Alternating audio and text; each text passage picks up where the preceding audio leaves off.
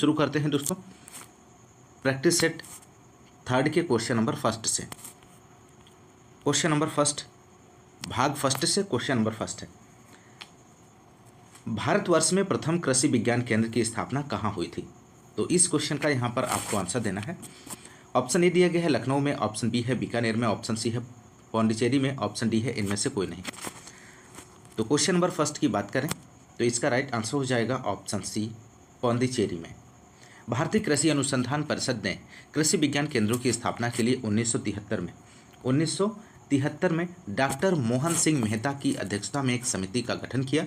इस समिति ने 1974 में कृषि विज्ञान केंद्रों की स्थापना, गठन और प्रबंधन के विभिन्न पहलुओं पर एक रिपोर्ट पेश की और इसके बाद ही सन 1974 में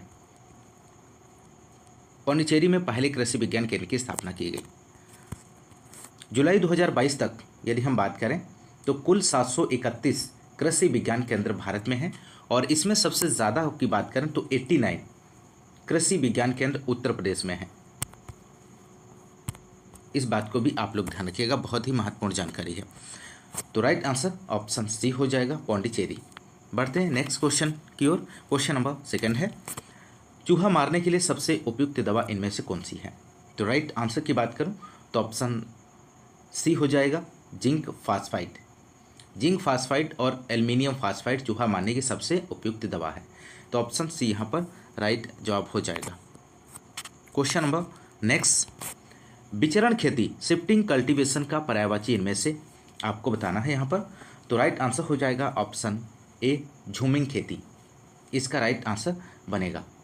झूमिंग खेती यह खेती की ऐसी विधि है जिसमें लगातार एक ही प्रकार की फसलें एक ही भूमि से ली जाती हैं और इससे वहाँ की उर्वरता खत्म हो जाती है और ऐसी स्थिति में वहाँ की खेती करने वाले लोग उस स्थान को छोड़कर कहीं दूसरे स्थान पर खेती करने लगते हैं और इस तरह यह क्रिया एक प्रकार का विचरणी शिफ्टिंग हुआ और इसीलिए इसे शिफ्टिंग कल्टीवेशन भी कहते हैं। तो आप लोग ध्यान रखिएगा। क्वेश्चन नंबर नेक्स्ट है, विनाशकारी जीव एवं कीट अधिनियम किस वर्ष में पास हुआ था। तो यहाँ पर ऑप्शन दिए गए हैं, आप लोग आंसर दीजिए। तो यहाँ पर क्वेश्चन नंबर 4 का आंसर हो जाएगा ऑप्शन ए 1914 में। विनाशकारी जीव एवं कीट अधिनियम वर्ष 1914 में पास हुआ था। क्वेश्चन नंबर नेक्स्ट है, भूक्षरण ज़्यादातर इससे प्रभावित होता है। ऑप्शन ए है वर्षा की तीव्रता से, वर्षा की परिवर्तनशीलता से, वर्षा का वितरण से, ऑप्शन डी है कुल वार्षिक वर्षा से। तो क्वेश्चन नंबर 5 का आंसर हो जाएगा ऑप्शन ए वर्षा की तीव्रता से। भूक्षरण ज़्यादातर वर्षा की तीव्रता से प्रभावित होता है, ऑप्शन ए यहाँ पर राइट आंसर होगा। क्वेश्चन नंबर नेक्स्ट है, कृषि संरक्षण प्रधानता किस पर अवलंबित है। न्यूनतम यांत्रिक मृदा बाधा पर, अवशेषों से ढकी मृदा पर, फसल विविधता पर, उपयुक्त सभी पर। तो क्वेश्चन नंबर 6 का आप लोग आंसर दीजिए। तो यहाँ पर क्वेश्चन नंबर 6 के आंसर की बात करें तो ऑप्शन डी राइट जवाब हो जाएगा, उपयुक्त सभी पर। क्वेश्चन नंबर नेक्स्ट है, हल के आकार की इकाई होती है, सेंटीमीटर होती है, किलोग्राम होती है, ज्वाइंटर होती है, टन होती है। तो यहाँ पर आपको बताना है हल के आकार की इकाई होती है। तो क्वेश्चन नंबर 7 का आंसर हो जाएगा ऑप्शन ए सेंटीमीटर होती है। हल के आकार की इकाई सेंटीमीटर होती है। क्वेश्चन नंबर नेक्स्ट है, डिस्क हैरो की भेदन गहराई किसके द्वारा बढ़ाई जाती है। गैंग कोण के द्वारा, घुमाव कोण के द्वारा, डिस्क कोण के द्वारा, उपयुक्त सभी के द्वारा। तो क्वेश्चन नंबर 8 का आप लोग आंसर दीजिए फटाफट। तो राइट आंसर की बात करें तो ऑप्शन ए राइट जवाब हो जाएगा, गैंग कोण के द्वारा। डिस्क हैरो की भेदन गहराई गैंग कोण द्वारा बढ़ाई जाती है। क्वेश्चन नंबर नेक्स्ट 9 है, एक उन्नत किस्म की उत्पत्ति अवस्था के शुरुआत का बीज जो कि सीमित मात्रा में होता है तथा पौध प्रजनक द्वारा पैदा किया जाता है क्या कहलाता है। केंद्रक बीज कहलाता है, प्रजनक बीज कहलाता है, आधार बीज कहलाता है, प्रमाणित बीज कहलाता है। तो क्वेश्चन नंबर 9 का आप लोग आंसर दीजिए। तो यहाँ पर राइट आंसर की बात करें तो ऑप्शन ए हो जाएगा, केंद्रक बीज कहलाता है। क्वेश्चन नंबर नेक्स्ट है, बीजों की जीवन क्षमता का परीक्षण करते हैं, किसके द्वारा बीजों की जीवन क्षमता का परीक्षण किया जाता है। ट्राइफेनाइल टेट्राजोलियम क्लोराइड से, ट्राइफेनाइल फार्मजॉन से, कार्बन टेट्राफेनाइल से और टेट्राजोलियम क्लोराइड से। तो क्वेश्चन नंबर 10 का आप लोग आंसर दीजिए। तो यहाँ पर 10 का आंसर हो जाएगा ऑप्शन ए राइट जवाब बनेगा दोस्तों। क्वेश्चन नंबर नेक्स्ट है, अंतर्राष्ट्रीय बीज परीक्षण संघ की स्थापना हुई थी। तो अंतर्राष्ट्रीय बीज परीक्षण संघ की स्थापना कब हुई थी। तो आपको यहाँ पर बताना है, ऑप्शंस दिए गए हैं, दिए गए ऑप्शंस में से सही विकल्प का चयन कीजिए। तो राइट आंसर हो जाएगा ऑप्शन बी, 1924 में अंतर्राष्ट्रीय बीज परीक्षण संघ की स्थापना हुई थी। अंतर्राष्ट्रीय बीज परीक्षण संघ ISTA 1924 में स्विट्जरलैंड में इसकी स्थापना हुई थी। नेक्स्ट की बात करें IBPGR की बात करें तो international board for plant genetic resources 1974 में रोम इटली में इसकी स्थापना हुई थी। नेक्स्ट, टेस्ट भार कितने बीजों का भार होता है? आपको यहाँ पर बताना है 100 बीजों का होता है या 1000 बीजों का, 10,000 बीजों का या 10 बीजों का।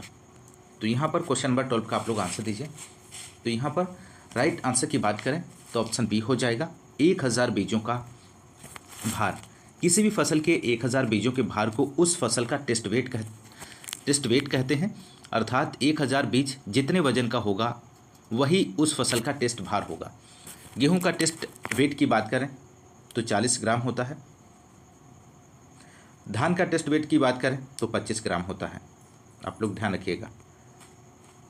क्वेश्चन नंबर नेक्स्ट, बीज पृष्ठ से रोगाणुओं के उन्मूलन की प्रक्रिया क्या कहलाती है? बीज कीटाणु शोधन, बीज संक्रमण शोधन, बीज रक्षण, इनमें से कोई नहीं। तो क्वेश्चन नंबर 13 का आप लोग आंसर दीजिए। तो यहाँ पे राइट आंसर हो जाएगा बीज संक्रमण शोधन, ऑप्शन बी यहाँ पर राइट आंसर हो जाएगा, बीज संक्रमण शोधन कहलाती है।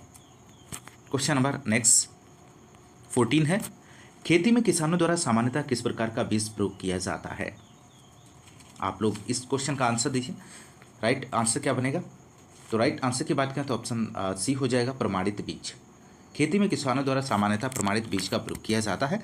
जनक बीज प्रजनक द्वारा प्रयोग में लाया जाता है, जबकि आधारी बीज की बात करें तो बीज उत्पादन कंपनी द्वारा प्रयोग में लाया जाता है। तो ऑप्शन सी यहाँ पर राइट आंसर हो जाएगा। क्वेश्चन नंबर नेक्स्ट की बात करेंगे, अंतः कृषि किया जाता है मिट्टी में हवा का संचार करने के लिए, घास उखाड़ने हेतु, नमी का संरक्षण करने हेतु, उपयुक्त सभी।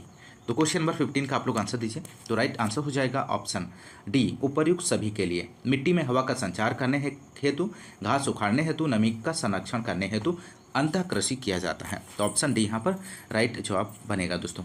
क्वेश्चन नंबर नेक्स्ट 16 है, बचाव फसल के रूप में प्रयोग होने वाली फसलें इनमें से कौन सी हैं? सरसों है, सूरजमुखी, कुसुम, मसूर। तो 16 का आप लोग आंसर दीजिए।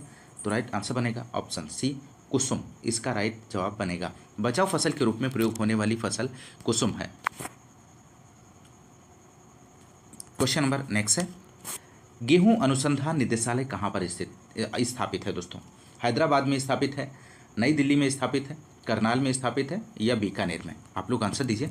तो राइट आंसर हो जाएगा ऑप्शन सी, करनाल में स्थापित है।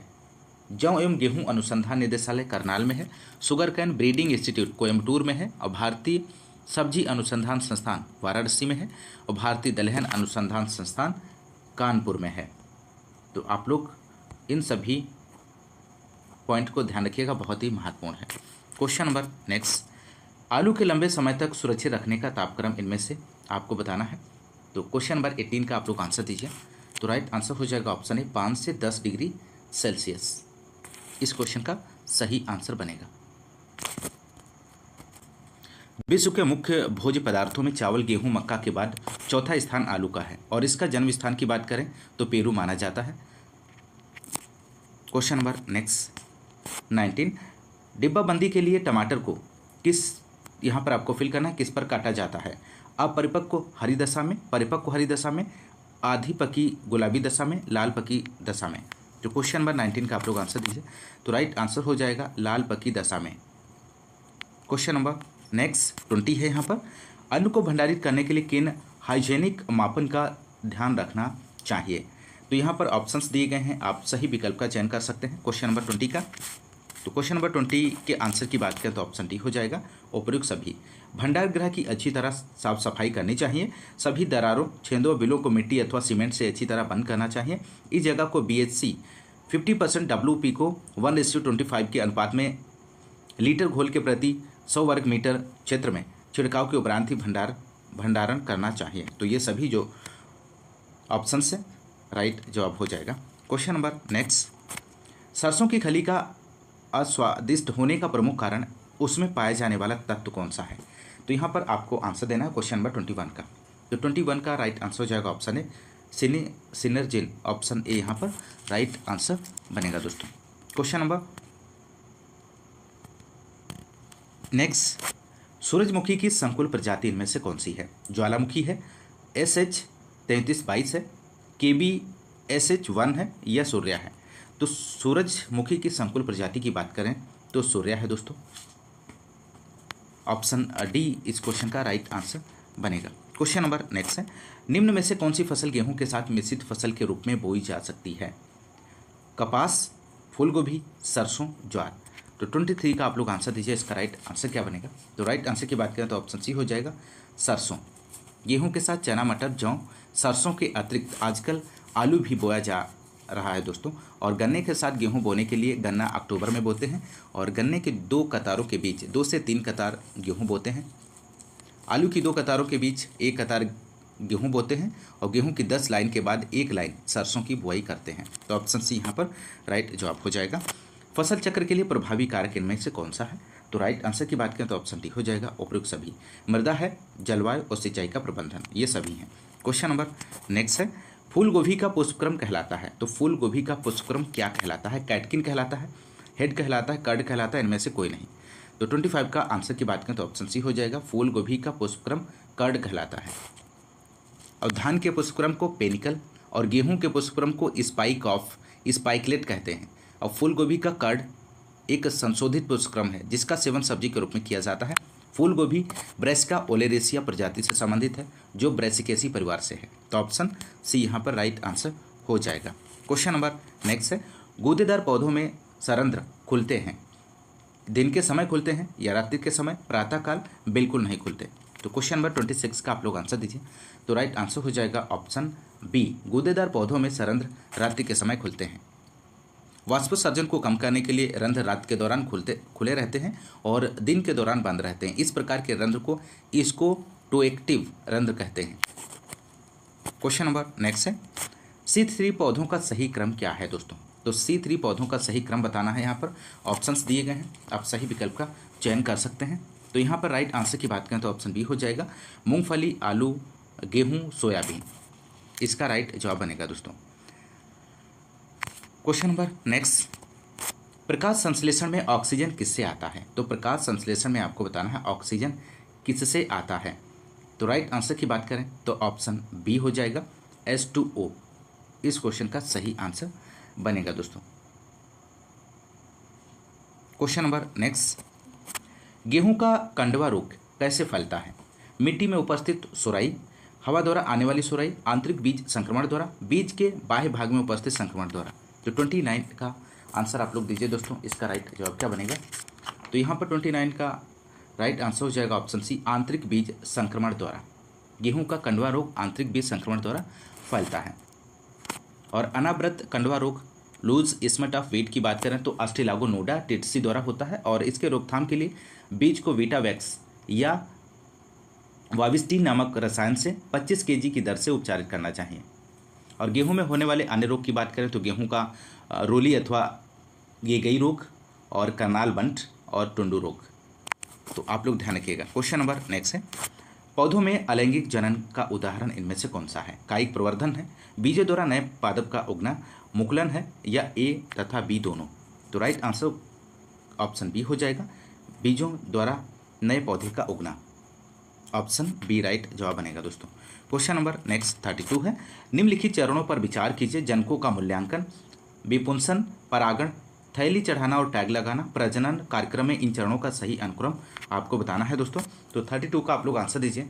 तो राइट आंसर की बात करें तो ऑप्शन ए हो जाएगा, पहला, दूसरा, तीसरा, चौथा ऑप्शन जो है सही जवाब बनेगा। जनकों का मूल्यांकन, विपुंसन, परागण, थैली चढ़ाना और टैग लगाना। क्वेश्चन नंबर नेक्स्ट, मियोसिस पाया जाता है। तो मियोसिस किसमें पाया जाता है? नई कोशिकाओं में, वानस्पतिक कोशिकाओं में, जनन कोशिकाओं में, इनमें से कोई नहीं। तो 33 का आप लोग आंसर दीजिए। तो 33 का राइट आंसर हो जाएगा ऑप्शन सी, जनन कोशिकाओं में मियोसिस पाया जाता है। ऑप्शन सी राइट जवाब बनेगा दोस्तों। अर्धसूत्री विभाजन मियोसिस पर वह प्रक्रिया है जिसमें मूल कोशिका 4 संतत कोशिकाओं में 2 बार विभाजित होती है और जिसमें आनुवांशिक जानकारी की मूल मात्रा का आधा हिस्सा होता है। यह जनन कोशिकाओं में होता है और अर्धसूत्री विभाजन यौन कोशिकाओं के निर्माण के लिए जिम्मेदार है। तो ऑप्शन सी यहाँ पर राइट जवाब बनेगा। क्वेश्चन नंबर नेक्स्ट है, एसेप्सिस क्या है? तो एसेप्सिस आपको बताना है इनमें से क्या है दोस्तों। तो राइट आंसर की बात करें तो ऑप्शन ए हो जाएगा, फलों एवं सब्जियों की सफाई एवं आकारानुसार श्रेणीबद्ध करना। ऑप्शन ए यहाँ पर राइट जवाब हो जाएगा दोस्तों। क्वेश्चन नंबर नेक्स्ट, अगुणित किस प्रकार के युग्मक पैदा करते हैं? तो आपको बताना है यहाँ पर अगुणित किस प्रकार के युग्मक पैदा करते हैं। तो राइट आंसर ऑप्शन सी हो जाएगा, एन प्रकार के। अगुणित एन युग्मकों की उत्पत्ति जो निषेचन के बाद द्विगुणित जाइगोट बनाते हैं और स्पीसीजों में क्रोमोसोम की संख्या अचर रहती है। तो ऑप्शन सी यहाँ पर राइट जवाब हो जाएगा। क्वेश्चन नंबर नेक्स्ट है, रेडियोधर्मी प्रदूषण से कौन से पदार्थ पाए जाते हैं? थोरियम पाया जाता है, प्लूटोनियम, यूरेनियम, उपयुक्त सभी। तो 36 का आप लोग आंसर दीजिए। तो राइट आंसर हो जाएगा उपयुक्त सभी पदार्थ पाए जाते हैं, थोरियम, प्लूटोनियम और यूरेनियम। क्वेश्चन नंबर नेक्स्ट है यहाँ पर 37, निम्नलिखित में से कौन वाटरशेड प्रबंधन का उद्देश्य नहीं है? इनमें से आपको नहीं बताना है इनमें से कौन सा है। तो राइट आंसर ऑप्शन डी हो जाएगा, बंजर भूमि में वृद्धि। इस क्वेश्चन का राइट जवाब बनेगा। Question number next, mini watershed के अंतर्गत आने वाला क्षेत्र सीमित है। तो यहाँ पर ऑप्शंस दिए गए हैं, आप लोग सही आंसर का चयन करिए। तो यहाँ पर राइट आंसर हो जाएगा ऑप्शन ए, 1 से 100 हेक्टेयर। क्वेश्चन नंबर नेक्स्ट है, सिंचाई जल का प्रवाह 1 क्यूबिक तो एक दिन में कितना जल बहेगा? तो 39 का आप लोग आंसर दीजिए। तो यहाँ पर राइट आंसर हो जाएगा ऑप्शन बी, 8.64 हेक्टेयर मीटर। इस क्वेश्चन का सही जवाब बनेगा। सिंचाई जल का प्रवाह 1 क्यूबिक है जो एक दिन में 8.64 हेक्टेयर मीटर जल बहेगा। तो ऑप्शन बी राइट जवाब बनेगा। क्वेश्चन नंबर नेक्स्ट है, बौछारी सिंचाई उपयुक्त होती है जहां मृदा धारण करती है मटियार संरचना, दोमट संरचना, ऊंची नीची सतह, इनमें से कोई नहीं। तो क्वेश्चन नंबर 40 का आप लोग आंसर दीजिए। तो राइट आंसर हो जाएगा ऊंची नीची सतह। क्वेश्चन नंबर नेक्स्ट है, पौधों के लिए सबसे महत्वपूर्ण पानी का रूप इनमें से कौन सा है? ये क्वेश्चन बहुत ही महत्वपूर्ण है। तो यहाँ पर 41 का आप लोग आंसर दीजिए। तो राइट आंसर हो जाएगा ऑप्शन ए, केशिका जल। पौधों के लिए सबसे महत्वपूर्ण पानी का केशिका रूप होता है और इसका प्रयोग पौधे मृदा से जल को पत्तियों तक पहुंचाने में करते हैं जो पत्तियों द्वारा भोजन बनाने में प्रयुक्त होता है। क्वेश्चन नंबर नेक्स्ट है यहाँ पर, भारत में भूमि उपयोग संबंधित आंकड़े कौन रखता है? गृह मंत्रालय रखता है, ग्रामीण विकास मंत्रालय रखता है, मुख्यमंत्री कार्यालय, कोई नहीं। तो यहाँ पर 42 का आप लोग आंसर दीजिए। तो राइट आंसर हो जाएगा ग्रामीण विकास मंत्रालय। इस क्वेश्चन का सही आंसर बनेगा। भारत में भूमि उपयोग से संबंधित मामले भारत सरकार के ग्रामीण विकास मंत्रालय का भूमि संसाधन विभाग रखता है। ऑप्शन बी राइट जवाब हो जाएगा। क्वेश्चन नंबर नेक्स्ट है, नाइट्रोजन के जैविक स्थिरीकरण में कौन सा तत्व अत्यंत महत्वपूर्ण है? निकिल है, गंधक है, पोटेशियम है, मोलिब्डेनम है। तो यहाँ पर 43 का आप लोग आंसर दीजिए। तो यहाँ पे राइट आंसर की बात करें तो ऑप्शन डी हो जाएगा, मोलिब्डेनम। नाइट्रोजन के जैविक स्थिरीकरण में मोलिब्डेनम अधिक उपयोगी होता है। क्वेश्चन नंबर नेक्स्ट, एजोफिकेशन क्या है? महत्वपूर्ण प्रश्न है, एजोफिकेशन क्या है इनमें से आपको बताना है। तो 44 के आंसर की बात करें दोस्तों तो यहाँ पर राइट आंसर हो जाएगा ऑप्शन सी, यह राइजोबियम बैक्टीरिया द्वारा नाइट्रोजन स्थिरीकृत के रूप में भी जाना जाता है। तो ऑप्शन सी इस क्वेश्चन का राइट जवाब बनेगा। राइजोबियम बैक्टीरिया द्वारा वातावरणीय नाइट्रोजन का मृदा में स्थिरीकरण की क्रिया को एजोफिकेशन के रूप में जाना जाता है। क्वेश्चन नंबर नेक्स्ट 45, मृदा में वायुमंडलीय नाइट्रोजन का स्थिरीकरण एजेटोबैक्टर करते हैं, किसके द्वारा करते हैं? सहजीवी प्रक्रम द्वारा, असहजीवी प्रक्रम द्वारा, दोनों ए और बी द्वारा, इनमें से कोई नहीं। तो 45 का आप लोग आंसर दीजिए।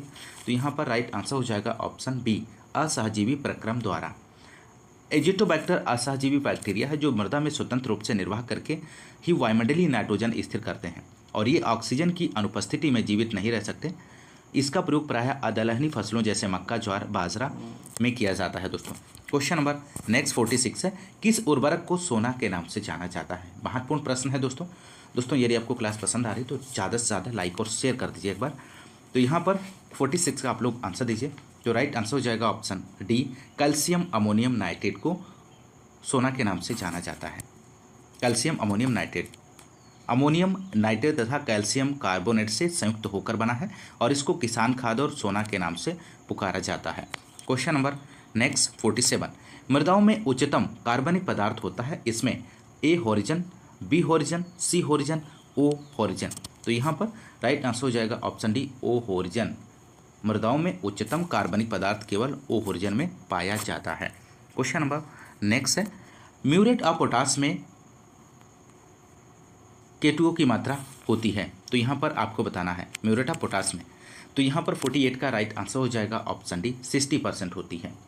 म्यूरेट ऑफ पोटास एक पोटेशिक उर्वरक है जिसे पोटेशियम क्लोराइड के नाम से जाना जाता है, और इसमें K2O की मात्रा की बात करें तो 60% पाई जाती है। यह सबसे प्रमुख पोटेशिक उर्वरक है। इसका प्रयोग मुख्यतः गन्ना, आलू, टमाटर आदि फसलों में करते हैं। क्वेश्चन नंबर नेक्स्ट, निछालन के दौरान नाइट्रोजन की हानि सबसे अधिक किस रूप में होती है? अमोनिया के रूप में, नाइट्रेट के रूप में, नाइट्रोजन के रूप में, जल के घोलक के रूप में। तो यहाँ पर आप लोगों को आंसर देना है दोस्तों, आप लोग आंसर दीजिए। तो राइट आंसर हो जाएगा ऑप्शन बी नाइट्रेट के रूप में।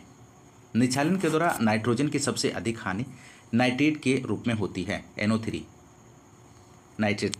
क्वेश्चन नंबर नेक्स्ट है, पुरानी एलुवियल मृदा कहलाती है, क्या कहलाती है दोस्तों? पुरानी एलुवियल मृदा क्या कहलाती है? महत्वपूर्ण प्रश्न है। तो क्वेश्चन नंबर 50 का आप लोग आंसर दीजिए। तो राइट आंसर हो जाएगा बांगर। पुरानी एलुवियल जलोढ़ मृदा को बांगर कहते हैं, और नई एलुवियल जलोढ़ मृदा को खादर कहते हैं, जो कि ऑप्शन सी में दिया गया है। क्वेश्चन नंबर नेक्स्ट है, प्रसार शिक्षा का सिद्धांत इनमें से कौन सा है? करके सीखना है, देख कर सीखना, पढ़कर सीखना, सुनकर सीखना। तो यहाँ पर राइट आंसर हो जाएगा ऑप्शन ए, प्रसार शिक्षा का उद्देश्य करके सीखना है। करके सीखना शब्द समूह का प्रयोग 1966 ईस्वी में जॉन डेवी ने किया था। तो जॉन डेवी ने किया है दोस्तों, आप लोग इसे ध्यान रखिएगा। क्वेश्चन नंबर नेक्स्ट है, 2 अक्टूबर 1952 को प्रवर्तित हुआ था राष्ट्रीय प्रसार सेवा एकीकृत समन्वित ग्राम विकास कार्यक्रम, प्रशिक्षण एवं संपर्क प्रणाली, सामुदायिक विकास कार्यक्रम। तो इनमें से आपको बताना है 2 अक्टूबर 1952 को इनमें से कौन सा प्रवर्तित हुआ था? तो राइट आंसर हो जाएगा ऑप्शन डी सामुदायिक विकास कार्यक्रम। सामुदायिक विकास कार्यक्रम 2 अक्टूबर 1952। राष्ट्रीय प्रसार सेवा की बात करें तो 2 अक्टूबर 1953 और एकीकृत समन्वित ग्राम विकास जो कि ऑप्शन बी में दिया गया है, इसकी बात करें तो 1978 में, 2 अक्टूबर 1978 में, और प्रशिक्षण और संपर्क प्रणाली 1974 में, जो कि ऑप्शन सी में दिया गया है 1974 में।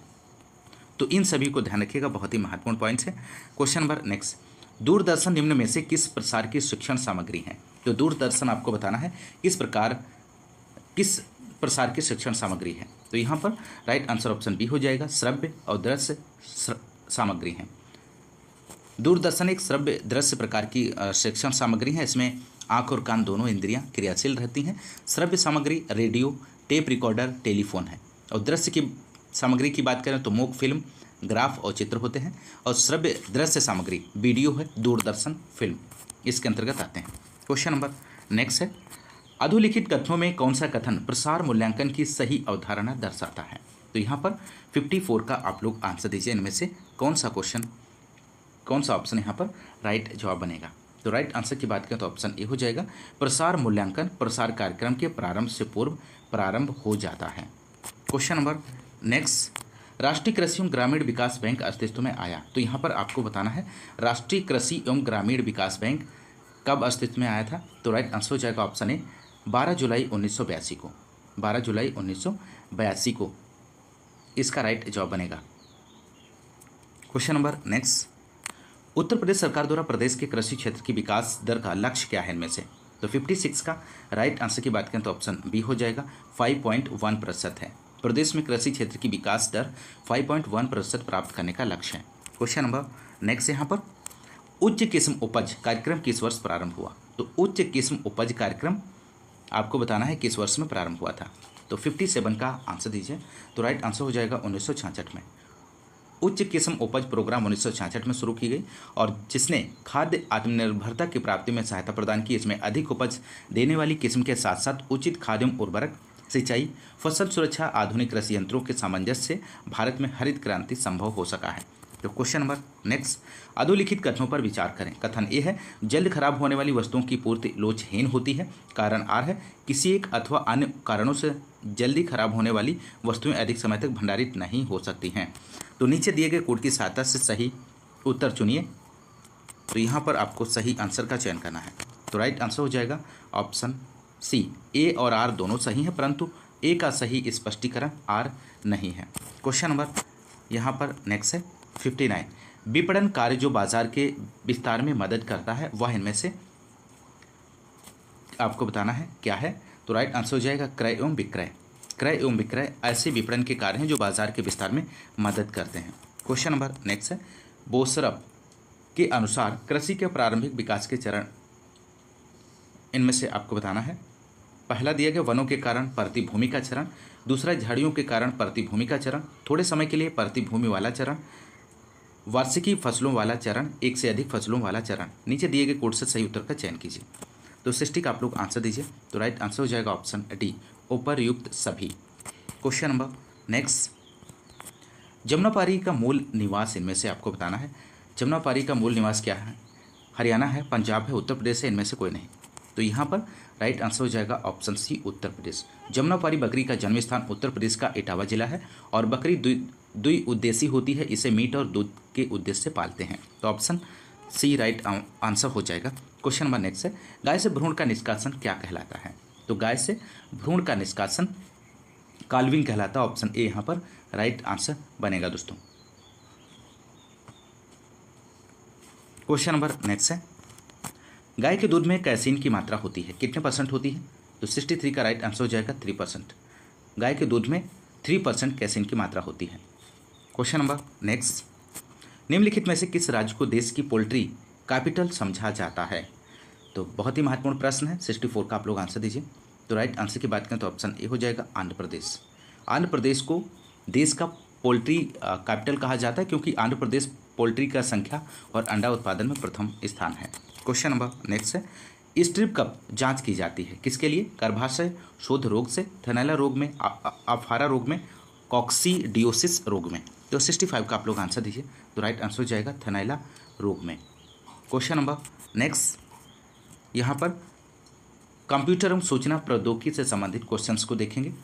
क्वेश्चन नंबर 66, 8 बिट शब्द लंबाई वाले एक माइक्रो प्रोसेसर, यहाँ पर आपको फिल करना है किस बिट डाटा को एक साथ प्रोसेस कर सकता है?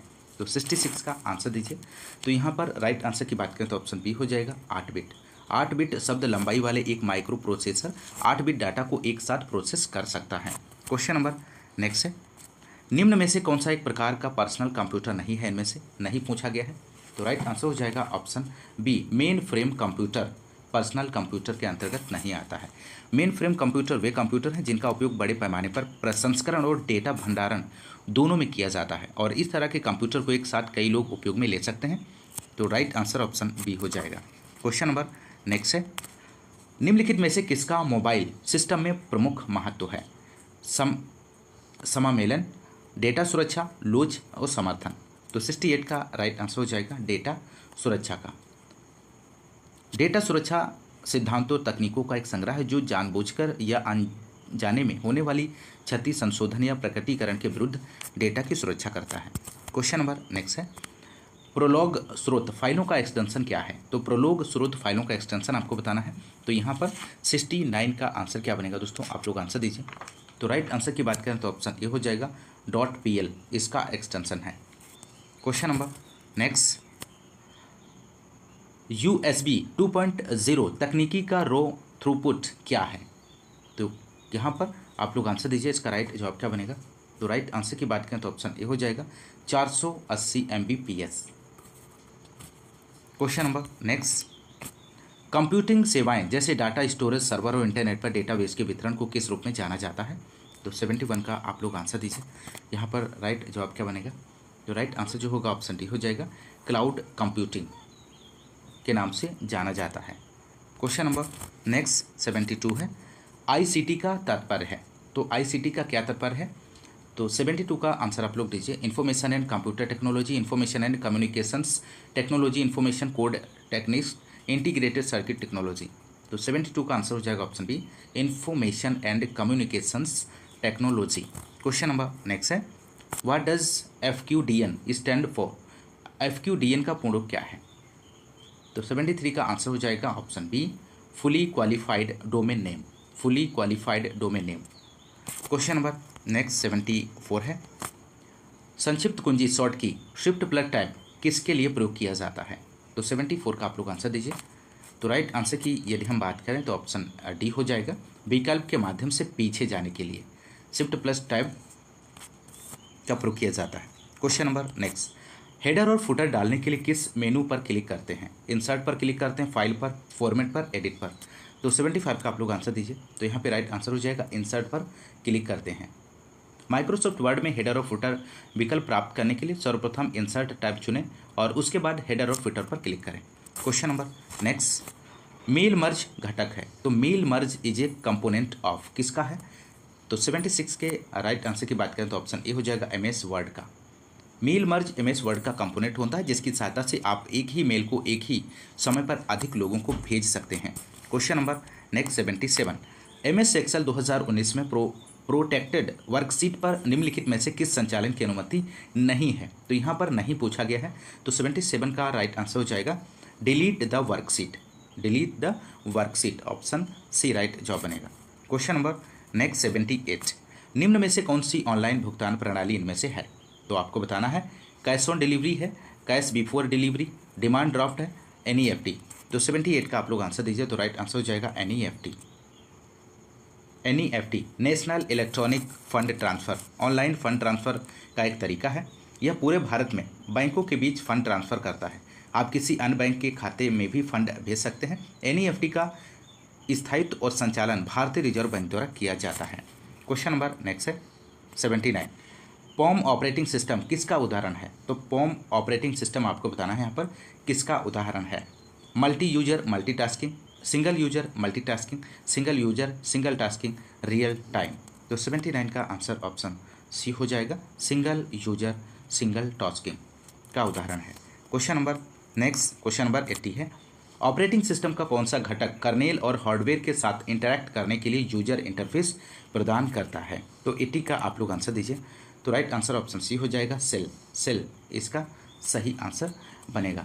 सेल एक ऑपरेटिंग सिस्टम का घटक है जो उपयोगकर्ताओं के साथ इंटरैक्ट करता है। सेल एक ऑपरेटिंग सिस्टम में एक यूजर इंटरफेस है जो संबंधित कार्यों को करने के लिए यूजर से कई तरह के कमांड को स्वीकार करता है। क्वेश्चन नंबर नेक्स्ट यहाँ पर 81 है, निम्न में से कौन सी भाषा उत्तर प्रदेश की दूसरी राज्य भाषा है इनमें से? तो आपको बताना है कौन सी भाषा उत्तर प्रदेश की दूसरी राज्य भाषा है। तो राइट आंसर ऑप्शन सी हो जाएगा, उर्दू। उत्तर प्रदेश राजभाषा अधिनियम 1951 में पहली राजभाषा हिंदी को निर्धारित किया गया। उसके बाद 1989 में अधिनियम में एक संशोधन किया गया जिससे उर्दू को राज्य के अतिरिक्त राजभाषा के रूप में जोड़ा गया और यह दूसरी राजभाषा बनी है। तो ऑप्शन सी यहाँ पर राइट आंसर हो जाएगा। क्वेश्चन नंबर नेक्स्ट, 1991 से 2001 के दौरान उत्तर प्रदेश में साक्षर व्यक्तियों का प्रतिशत वृद्धि हुई है। तो कितने % यहाँ पर प्रतिशत वृद्धि हुई है? तो राइट आंसर हो जाएगा ऑप्शन बी, 16.7% वृद्धि हुई है। क्वेश्चन नंबर नेक्स्ट, 2011 की जनगणना के अनुसार निम्नलिखित में से उत्तर प्रदेश के किस जिले की जनसंख्या सबसे अधिक थी? तो यहाँ पर 83 का आप लोग आंसर दीजिए। तो यहाँ पर राइट आंसर की बात करें तो ऑप्शन सी हो जाएगा, प्रयागराज। वर्ष 2011 की जनगणना के अनुसार उत्तर प्रदेश के प्रयागराज जिले की जनसंख्या सबसे अधिक थी। ऑप्शन सी यहाँ पर राइट जवाब बनेगा। क्वेश्चन नंबर नेक्स्ट है, लखनऊ योजना किसके विकास से संबंधित है? तो 84 का आंसर की यदि हम बात करें तो ऑप्शन डी हो जाएगा, सड़कों। भारतीय सड़क कांग्रेस द्वारा 1981 ईस्वी में एक महत्वाकांक्षी योजना के रूप में लखनऊ योजना प्रारंभ की गई थी। यह सड़क निर्माण व मरम्मत से संबंधित थी। क्वेश्चन नंबर नेक्स्ट है, उत्तर प्रदेश में उर्दू को द्वितीय राजभाषा घोषित किया है। तो कब किया गया है? तो राइट आंसर ऑप्शन सी हो जाएगा, 1989 में द्वितीय राजभाषा घोषित किया गया है। Question number next, Uttar Pradesh में कृषि विश्वविद्यालयों की संख्या इनमें से आपको बतानी है कितनी है? तो राइट आंसर की बात करें, उत्तर प्रदेश में कुल 5 कृषि विश्वविद्यालय हैं। तो ऑप्शन डी यहाँ पे राइट जवाब बनेगा, जिसमें से हम यदि बात करें तो चंद्रशेखर आज़ाद कृषि विश्वविद्यालय कानपुर में है, नरेंद्र देव कृषि विश्वविद्यालय अयोध्या, सैम हिगिस बाटम कृषि विश्वविद्यालय प्रयागराज और सरदार वल्लभ भाई पटेल कृषि विश्वविद्यालय मेरठ है, बांदा कृषि एवं प्रौद्योगिकी विश्वविद्यालय बांदा। तो 5 है, ध्यान रखिएगा। क्वेश्चन नंबर नेक्स्ट, निम्नलिखित जनजातियों में से किसकी संख्या उत्तर प्रदेश में सर्वाधिक है? तो आपको बताना है किस जनजाति की संख्या उत्तर प्रदेश में सर्वाधिक है। तो यहाँ पर 87 का राइट आंसर थारू हो जाएगा। 2011 की जनगणना के अनुसार उत्तर प्रदेश में जनजातियों में सर्वाधिक जनसंख्या थारू जनजाति की है, तो ऑप्शन बी यहाँ पर राइट जवाब बनेगा। क्वेश्चन नंबर नेक्स्ट, राष्ट्रीय कवि मैथिली शरण गुप्त का जन्म उत्तर प्रदेश के कहाँ पर हुआ था? कानपुर में हुआ है, लखनऊ, झांसी, उन्नाव। तो यहाँ पर 88 का राइट आंसर आप लोग दीजिए। तो राइट आंसर हो जाएगा ऑप्शन सी, झांसी में। राष्ट्रकवि मैथिली शरण गुप्त का जन्म 3 अगस्त 1886 को झांसी में हुआ था। Question number next, Uttar Pradesh शासन ने संगीत रत्न पुरस्कार किसकी स्मृति में प्रारंभ किया? वे इनमें से हैं। तो राइट आंसर यहाँ पर हो जाएगा ऑप्शन सी, उस्ताद बिस्मिल्लाह खां। ऑप्शन सी यहाँ पर राइट जवाब बनेगा। Question number next 90 question number, Awadh राज्य जिसे अवध भी कहा जाता है पर 1722 से 1856 तक मुस्लिम शासकों का शासन था। अवध पर शासन करते समय शासकों ने निम्नलिखित में से कौन सी उपाधि धारण की थी? तो यहाँ पर 90 का आप लोगों को आंसर देना, तो राइट आंसर हो जाएगा नवाब। क्वेश्चन नंबर नेक्स्ट 91, मध्यकाल में उत्तर प्रदेश के किस जनपद को शिक्षा केंद्र होने के कारण सिराजे हिंद कहा जाता है? मोस्ट इंपोर्टेंट प्रश्न है, तो 91 का आप लोग आंसर दीजिए। तो राइट आंसर ऑप्शन सी हो जाएगा, जौनपुर। इस क्वेश्चन का सही आंसर बनेगा दोस्तों। मध्यकाल में जौनपुर शिक्षा का एक प्रसिद्ध केंद्र होने के कारण सिराजे हिंद कहा जाता था। शेरशाह सूरी एवं मलिक मोहम्मद जायसी ने जौनपुर में ही शिक्षा प्राप्त की थी और बीबी राजा बेगम का मदरसा जौनपुर की प्रसिद्ध शिक्षण संस्थान थी, जिसका निर्माण शर्की शासक महमूद शाह की पत्नी बीबी रजा ने करवाया था।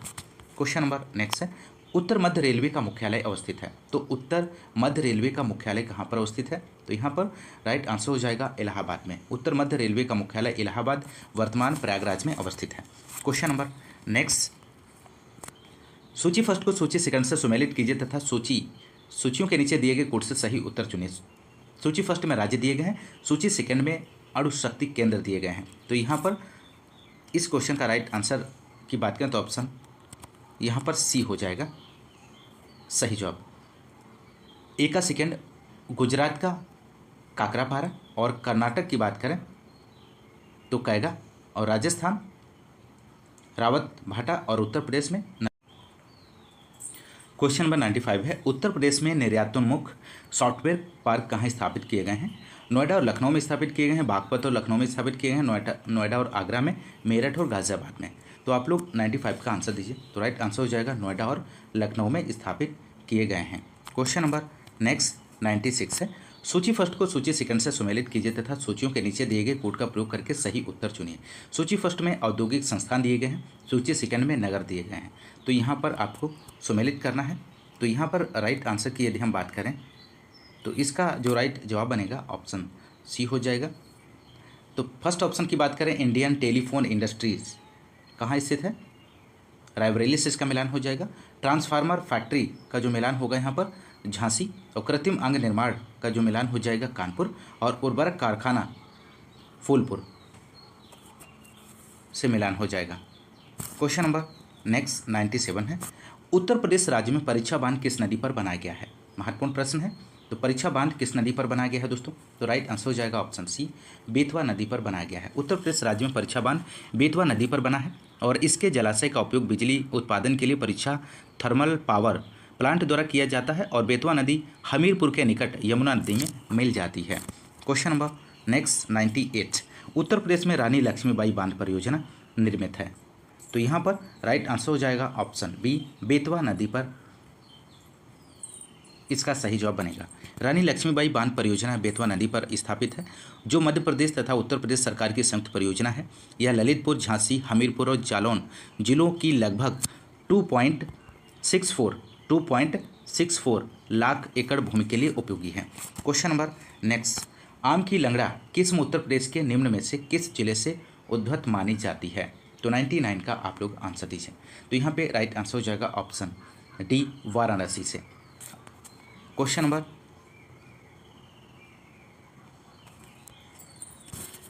नंबर नेक्स्ट है, उस जनपद को चिन्हित कीजिए जिसमें जानवरों के लिए पॉलीक्लिनिक नहीं है। तो यहाँ पर आपको क्वेश्चन नंबर 100 का आंसर देना है। तो राइट आंसर की बात करें तो ऑप्शन बी हो जाएगा, झांसी। इस क्वेश्चन का सही आंसर बनेगा। उत्तर प्रदेश के झांसी जिले में जानवरों के लिए पॉलीक्लिनिक नहीं है। तो ऑप्शन बी राइट आंसर बनेगा। तो दोस्तों ये रहे 100 क्वेश्चंस आपने इस क्लास में प्रैक्टिस किया। और दोस्तों इसी तरह आपको पर डे प्रैक्टिस सेट आपको मिलता रहेगा। तो यदि आप हमारे चैनल पर नए हैं तो चैनल को सब्सक्राइब कीजिए, लाइक कीजिए, शेयर कीजिए।